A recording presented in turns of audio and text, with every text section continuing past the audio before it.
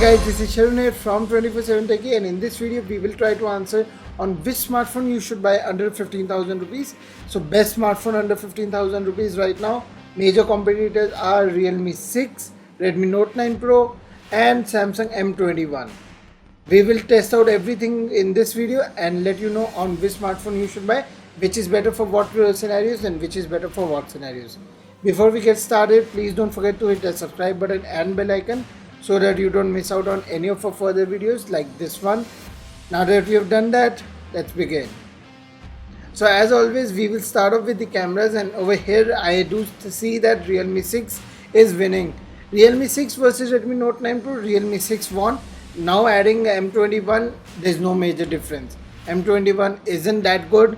Let me show you how. The Samsung camera is just clicking over processed images. In some images the highlights are blown up, in some images the HDR is not good, and in lot of images the colors and the processing of the photo is not good. Whereas the Realme 6 and Redmi Note 9 Pro are very neck to neck. Realme 6 winning in most of the scenarios, Redmi Note 9 Pro coming in close second, and Samsung Galaxy M21 far away.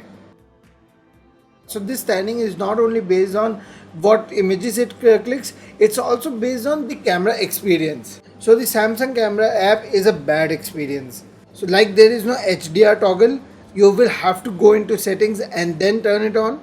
And another thing that really pissed me off was the Pro mode. So look at the Pro mode from Samsung, look at the Pro mode from Realme, and look at the Pro mode from Redmi. In the Redmi Pro mode you can shoot videos as well, but in Samsung Pro mode they have taken out all the settings.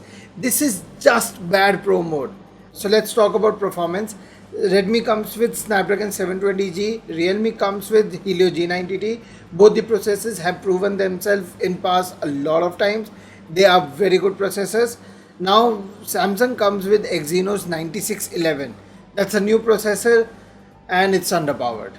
First we will talk about benchmark scores, and yes, I do know about MediaTek overclocking or overusing the processor for the benchmarks, but see the difference over here. We will consider Realme as 2.5 lakhs, which is same as Redmi Note 9 Pro, but see that Galaxy M21 is at 1,75,000, which is far away. In Geekbench as well, M21 performs really badly. Single core performance and multi-core performance both are really bad. And now let's move on from benchmark and go to PUBG gaming. Here we can see that Galaxy M21 supports HDR graphics. That is good to see. When we select HDR and play the game, the gaming performance is really bad. There are a lot of frame drops, there are a lot of lags. So I will not recommend this phone if you're talking about performance or gaming performance. So now let's talk about display, which will get a little complicated because Samsung has managed to put in an AMOLED display in an 13,000 rupees phone, which is that I have never heard of. So this is sort of a first thing. But the problem that I have over here is that it's a very cheap quality display. It's a bad quality display.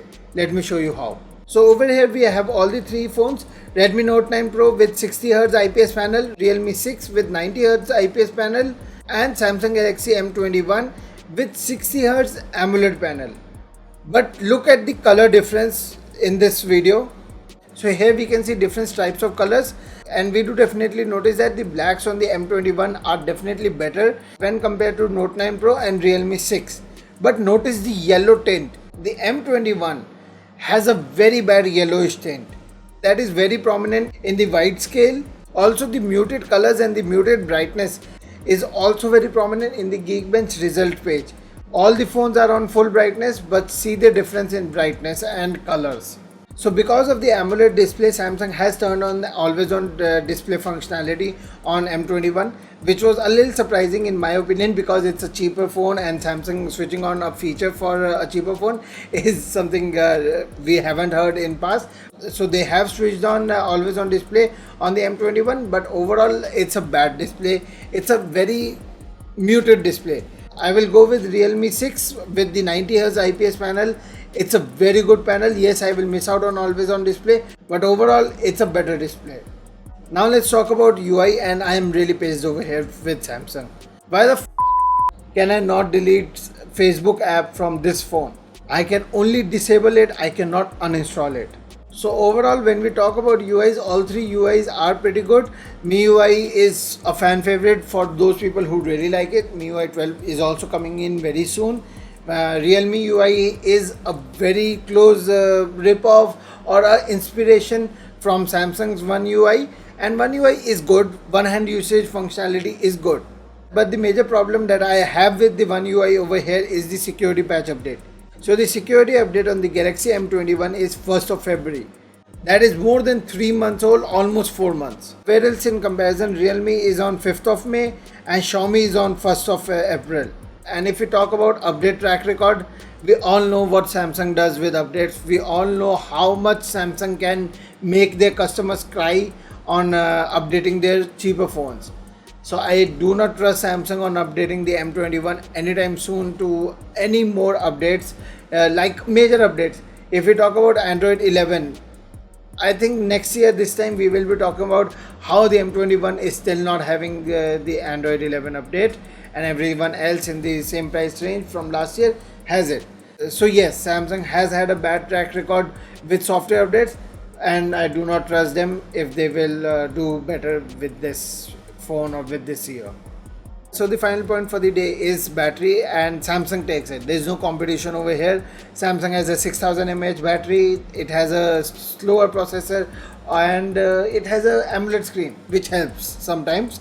So yeah, 6000 mAh battery with all this combination is easily 2 days of battery life. There's no doubt. With Redmi Note 9 Pro, it is good. So 720G, 60 Hz, good IPS panel. You will easily get 1.5 days. You can stretch it to 2 days. But with Realme, 4300 mAh battery, 90 Hz screen, a Helio G90T, which is a very power hungry processor, it's difficult to last 1 day. But here thing changes because fast charging. Realme provides 30 watts Whoop charging inside the box. Xiaomi provides 18 watts fast charging, restricted to not even able to use 33 watts or 27 watts, so 18 watts. And Samsung provides in 15 watts fast charger inside the box. I have not tested any other charger with that, and it takes time. So that 6000 mAh battery will take more than 2.5 hours to fully charge. The Redmi battery takes more than 2 hours, and the Realme battery takes only 1 hour. So battery thing is complicated because in the battery usage, in the battery longevity, Samsung takes it because of 6000 mAh, and then Xiaomi, and then Realme. But when we talk about charging time, because it is also very important in this point, then Realme takes it, then Xiaomi, and then Samsung. So it's completely opposite. So it's all up to you if you want fast charging or if you want longer lasting phone. So overall, which is the best smartphone under 15,000 rupees? Realme 6 in my opinion. When we compare it with the Redmi Note 9 Pro as well, I said the same thing and I will say it again. 90 Hz IPS panel, a very good camera, a very good display, a very good charging, okayish battery. Battery is not good, but what else could we have asked? And overall a good UI, good usage, good experience. And when we compare it to M21, it's sad. So yes, there is price difference. The Realme 6 and Redmi Note 9 Pro starts at 14,000 rupees, whereas the M21 starts at 12,500 rupees. It was, I think, 13,000. They cut it 500 rupees. But there's usually a 1,000 rupees off on the Realme and the Xiaomi with ICICI cards or any other card. So that makes it 13,000, very close to the price range. But under 15,000 rupees, if we talk about, there is another variant of Samsung M21, but I will not recommend that any way. I will not recommend M21 to anyone. M21 to anyone. So thank you for watching, and don't forget to hit that subscribe button if you haven't already. That helps us a lot. And so, like this video if you haven't already. I think it's a good video. Please share if anyone asks you on which smartphone they should buy in 15,000 rupees price range, or if they are considering Samsung M21. And I think I'm done for the day. Thank you for watching. I'll see you in my next video. Till then, see ya.